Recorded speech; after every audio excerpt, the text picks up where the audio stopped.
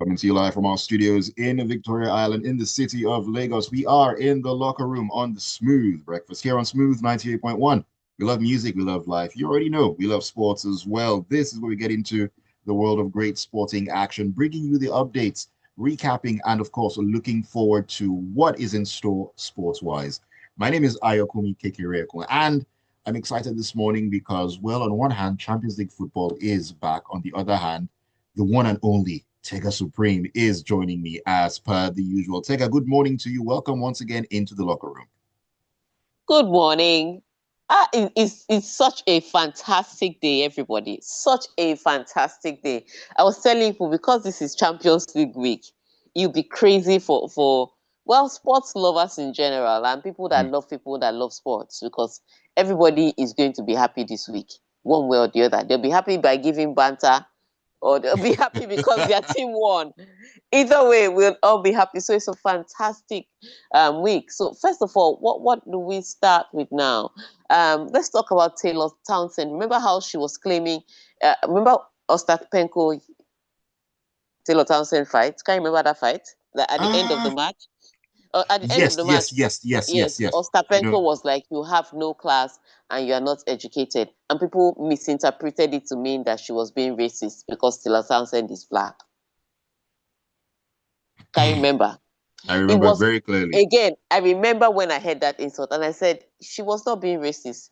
Truly, there are certain things you should know. And if you don't do them, especially in tennis, you are considered as someone that is not cultured and as someone that is uneducated, especially when you're arguing about it. Anyways, Taylor Townsend goes to Asia for there's a WTA that is going to be holding in Asia. And then she's now abusing their food that, oh, how can they be cooking bullfrog? Which kind Oh, of food is no, it that they, no, I kid you not, no. which kind of food is it? And they have the nerve to call it a cuisine. You see how something Ostapenko didn't need to say anything. And people are saying, oh, Ostapenko wasn't right, that Taylor Townsend is just also racially insensitive. No, my dear, she is poorly educated and she's classless. Because if you're well traveled, you will know that when you go to another country, they'll be eating something different from you. You're not going I to expect mean, them to go there and be eating chicken and fried chicken and chips. I'm sorry. how do you even go to somebody's house to insult their food? I She mean, did a she did first of all, she did an Instagram post where she's just talking. Then of the cuisine. If you don't like it, go and eat fast food. It is not rocket science. How are you insulting people's food? You see what we goodness say gracious. when we say that people are classless and uneducated, it's not racist. It's just that truly you are just not as exposed. It's that simple sometimes. Anyway, she's getting the feedback from I wish I could tell her face to face what education is, because people think education is just what you get in classroom.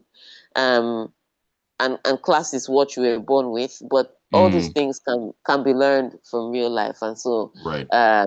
is one thing that, so she's getting the feedback, I guess, from social media, but not in the right way, which is what I don't like. But hey, what can we say? So that's that with Taylor Townsend. We'll also talk about the UEFA Champions League, yes, and how it is going into Thursday. I don't understand why UEFA Champions League is being played on Thursday.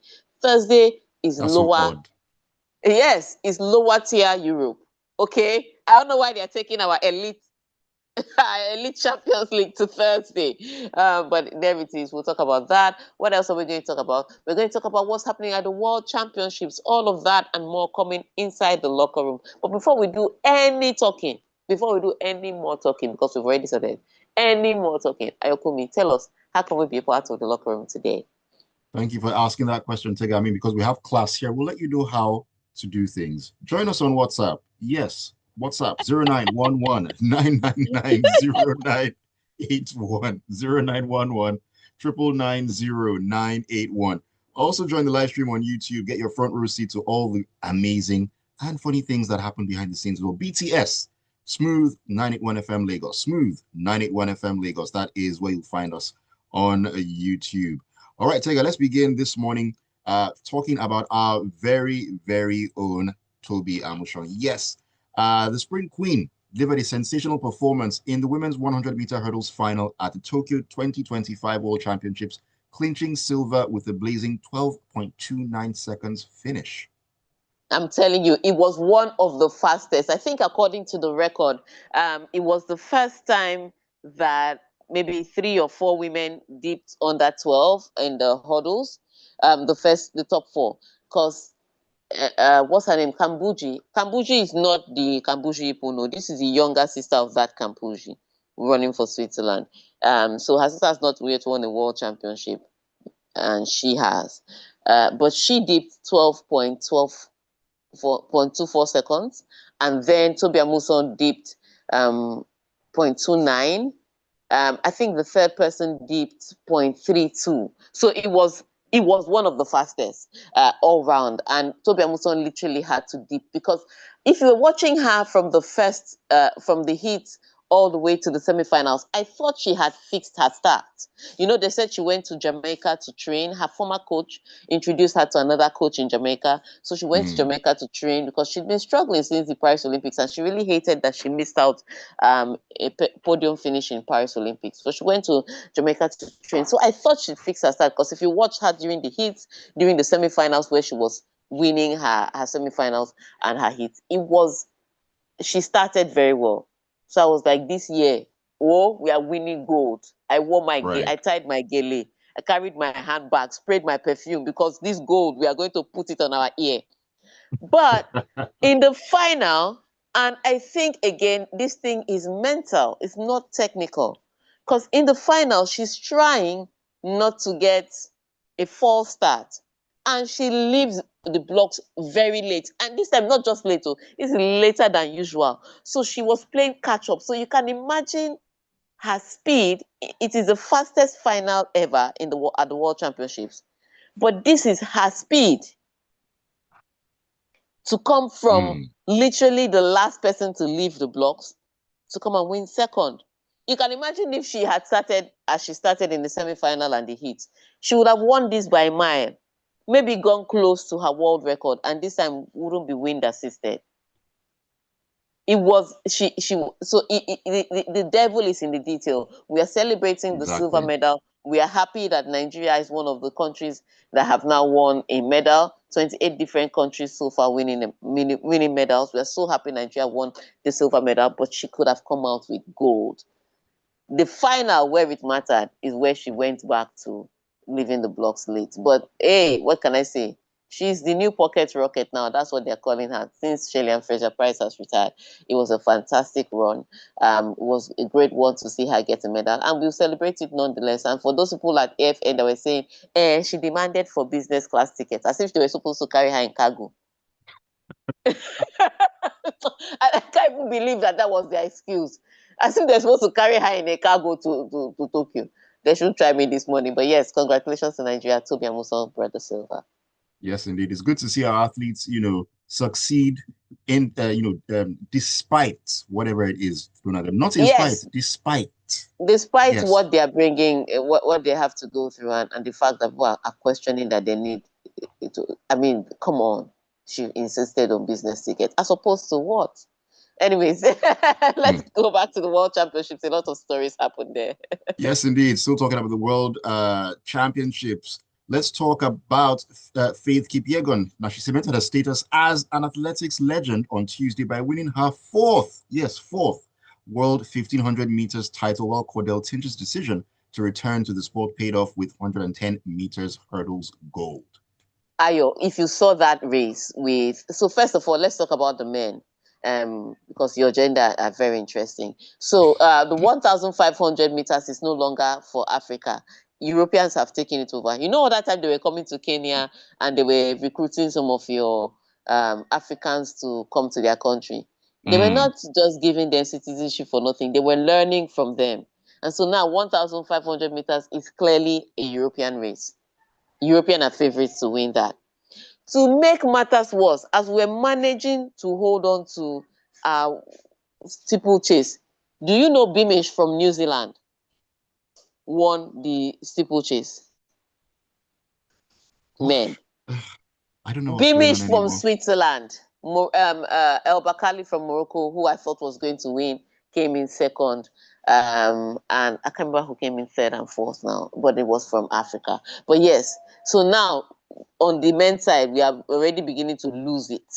But this 1,500 meters, I was like, if Faith doesn't win this one, let me see who win it. In fact, she's so good at winning 1,500 meters that Sege from Ethiopia said, I'm not running this race. Faith is already winning it. I want to go to the one that I'll win gold. So she skipped the 1,500 meters completely. And when the race started, you know how it is. Faith was in the front because she likes to lead from the front. But halfway through, she makes the race fast. Then halfway through, people will think that they've caught up with her. Meanwhile, they don't know they've expended all their energy. Then in the last phase of the race, she'll just start taking off like a gazelle. And the rest of them will be like, why are we tired? And she still has strength. And that's what she did exactly. She paced the race, made it very fast. Then everybody caught up. I think she was third in the middle of the race. And then towards the last 400 laps, she just took off like a rocket. She looked like she was sprinting. And even I was like, Faith, how do you do these things? Because the gap she gave the second and third person, 1 minute she was behind two people, the next minute there was a 50-meter gap between both of them.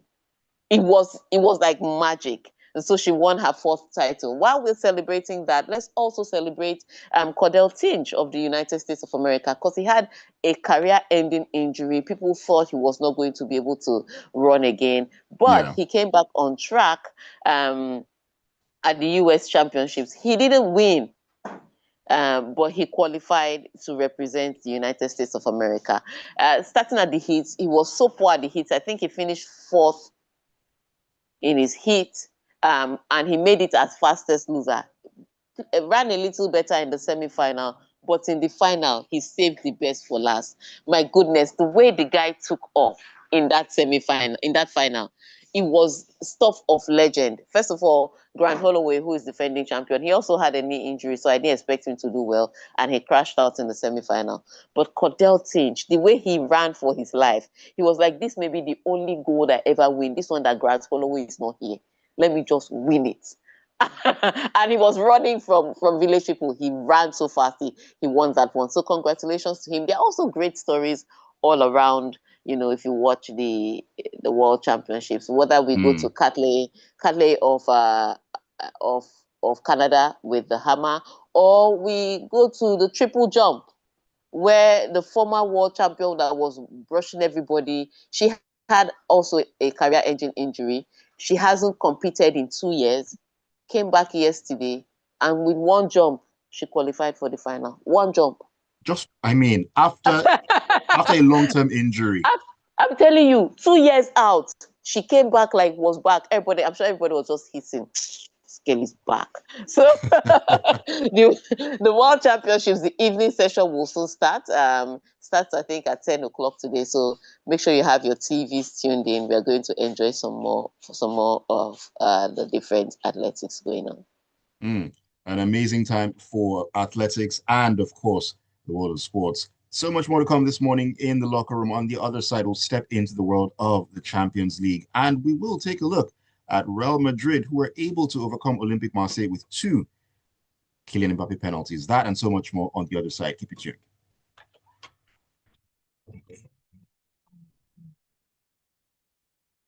Oh boy. Hey, Ayo. Morning. Who's Ayo? Okay, the intern. Yeah, one of. I mean, this is Aliyah and Nifemi. Oh yeah, everybody come to the front of the camera. Let's see you. Let's see you. Let's see the people that are helping Ayokunmi in the background. Are they helping me? Are they helping me? Who is this one? Good morning. I like the red. This is a full house. So Ayo, you're not working now. We shouldn't pay you salary. See all the help you have. They shouldn't pay me salary. Now me they on top Michael. Now me they on Michael. Okay. Come on there. I'm sure all these interns are doing great. Well done. See, you've been hyped too, if you like. I'm sure they are the one doing all the work. You just be sitting down there, be pressing buttons. People think you're working hard. See the help. Even the lady in red, I know that she's the one working hardest.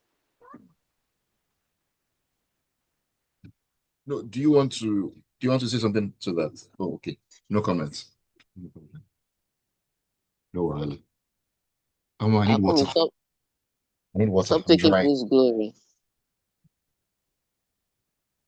Hello, Lady Red. Let's talk. Come, let me see you in front of the mic. Good morning, ma. Oh, yeah, what's your name? Nifem. Nifemi. Yes. So you two, you study mass comm to come back and work on radio. No, I'm still in school. I just came for series. Yeah, yeah. But you're studying mass comm Yes. and you want to, this is what you want to do. Mm-hmm. How have you been enjoying the early mornings? Stressful somehow, but Okay. it's okay. But has he given you the opportunity to get in production yet? Not, Not not yet. Oh, don't be shy, you better be when we go on break like this, just be getting behind the mic. That's how we start.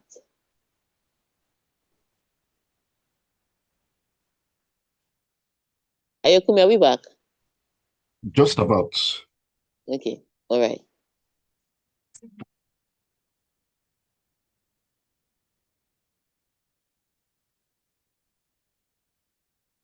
Right.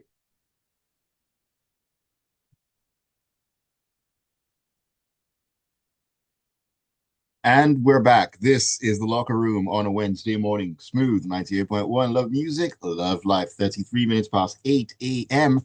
My name is Ayokunmi Kekeriakum. Great to have you join us. Tega, the Supreme, is still with us as well. We are taking a look at what's going on in the world of sports. And it's been an interesting morning so far. Please do join us. Share your thoughts, your opinions, your comments with us. WhatsApp 0911 999 0981 0911 999 0981. Also join the live stream on YouTube. That's where a lot of the fun stuff tends to happen. Smooth 981 FM Lagos. Smooth 981 FM Lagos. That is where you need to be as well. All right, time to talk about Champions League football. And we'll begin, like I said, with Real Madrid, where Kylian Mbappe scored 2 penalties as 10-man Real Madrid battled to victory over Marseille in their Champions League opener. All right, another I contention look out there. at this point, Real Madrid should just be taking red cards and winning all matches because it seems to be their MO these days. Over the weekend, they went down, they went down by a man. They won that match by 3 goals to 0 against Marseille. The Zebis Marseille, I must mention, in case people don't know that that's where the Zebi is.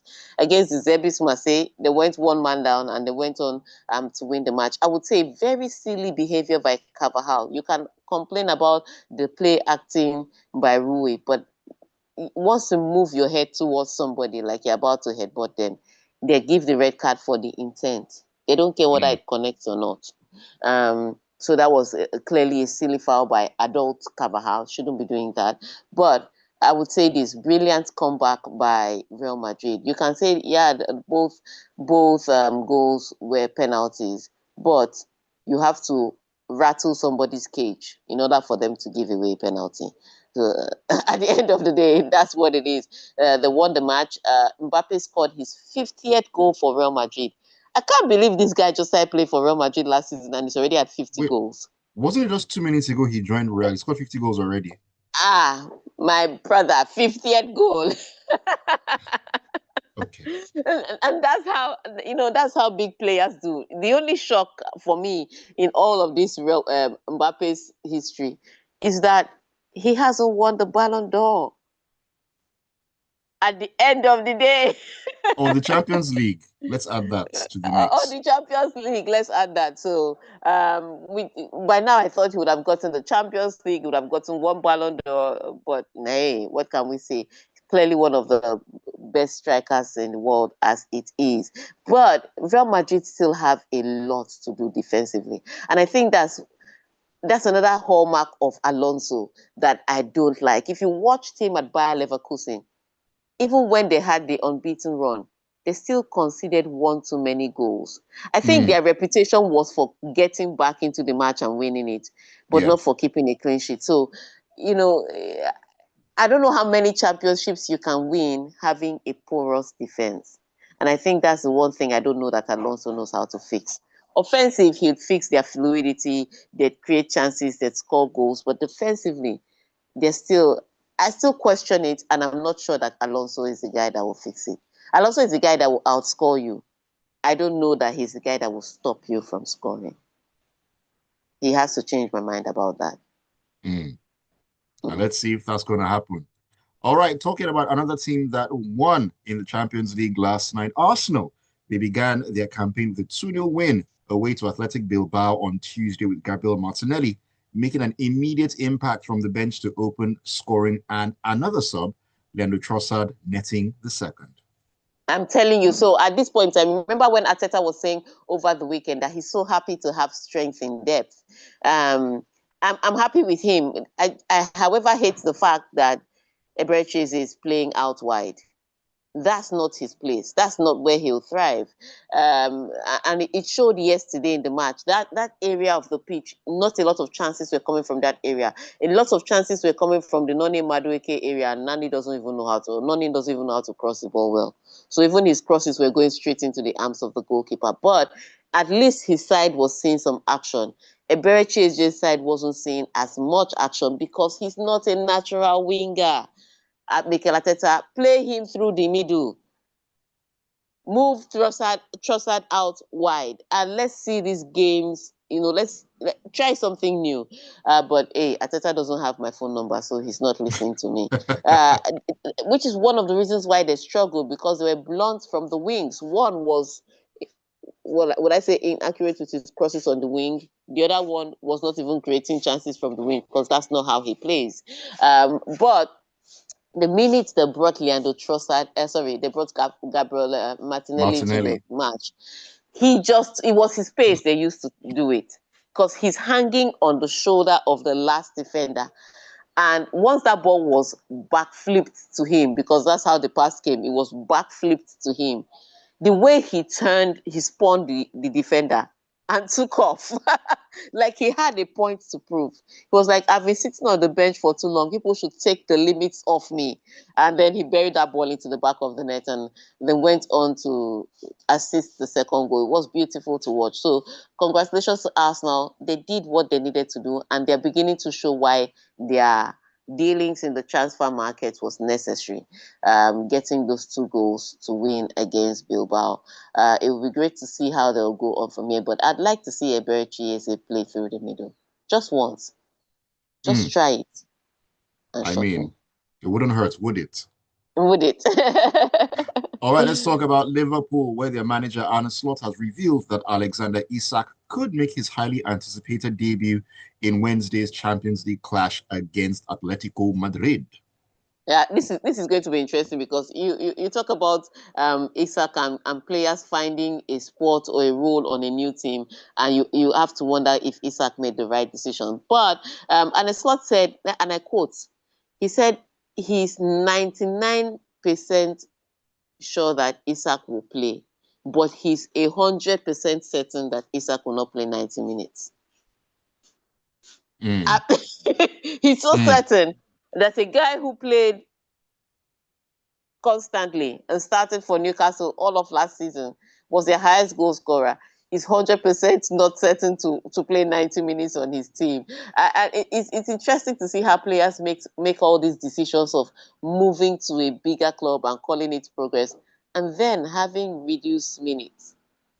What you want to do is to go to a bigger club and have increased minutes. But now you're going to a bigger club to have reduced minutes. At least Isak will thank his God that he's playing some role in the Champions League. But back to the match itself, it's going to be an interesting one.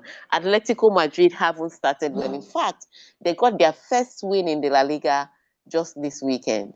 Unlike Liverpool, on the other hand, who have had 100% start. Now, people may argue that they've been scoring last-minute goals. The one against Arsenal, the one against Burnley this weekend. But the bottom line is they have 100% record. And so when teams can win without necessarily playing brilliantly, that's when you should say that that team is successful.